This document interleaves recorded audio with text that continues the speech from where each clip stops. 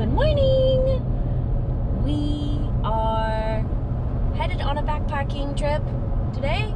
GB over here is driving, but he also is the one that did our trip planning today, so he's going to just briefly say where we're headed and the details of our trip. So we are right now headed up the Olympic Peninsula, heading to the Duckabush River Trailhead over in the Olympic Forest just to the west of Olympic National Park. It is a roughly 10-mile out and back trail.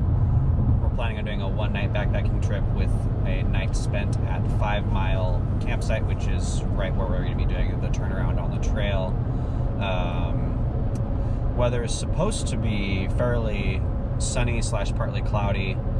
It is mid-January still, so fortunately the temperatures aren't supposed to dip much below 40 degrees, so hopefully our three-season gear should do the trick for keeping us warm, and fingers crossed it says there's supposed to be less than a 20% chance of rain, so hopefully we won't get too wet, but we have our rain gear just in case we need it. After the trip, we're going to probably head up the peninsula a little bit after we're done and see if we can find some little local shops to grab a burger or something to enjoy our time out here on the peninsula a little bit before we have to head back downtown. Yeah.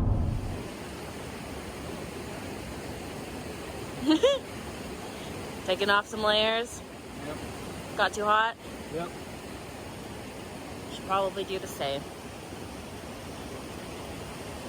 Is this an attractive look? Maybe I should wear it more often. You know, all the things today.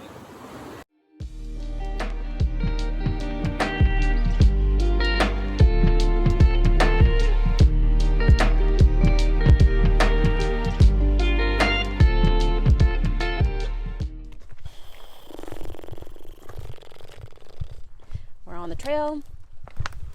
We're just about 4 miles in, and I'm very sus about WTA and the way that they identify the trails, or at least share their descriptions of things, because it says that it's like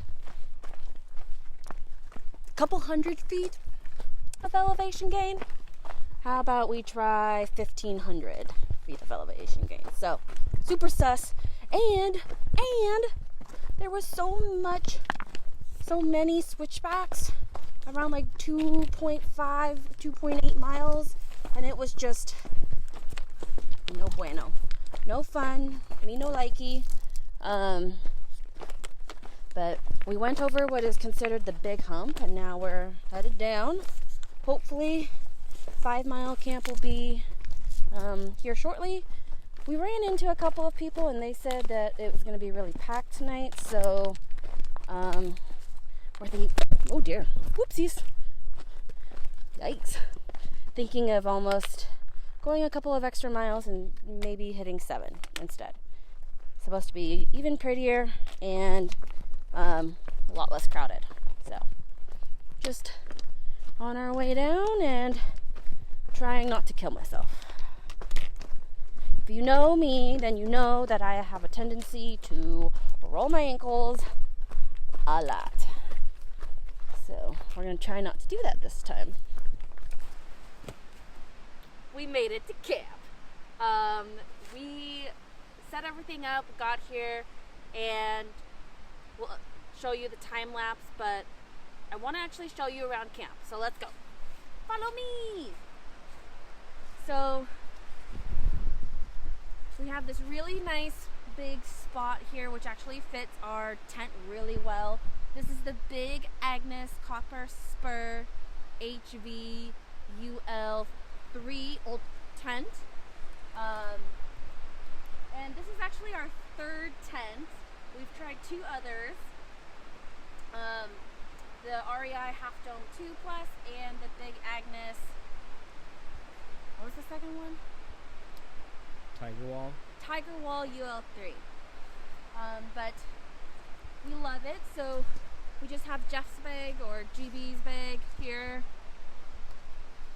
And then coming along inside the tent we have our setup.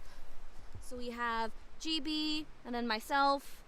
We have quite a bit of Nemo products. We have our Nemo sleeping bags, our Nemo insulated pads, and then we have some Nemo down pillows.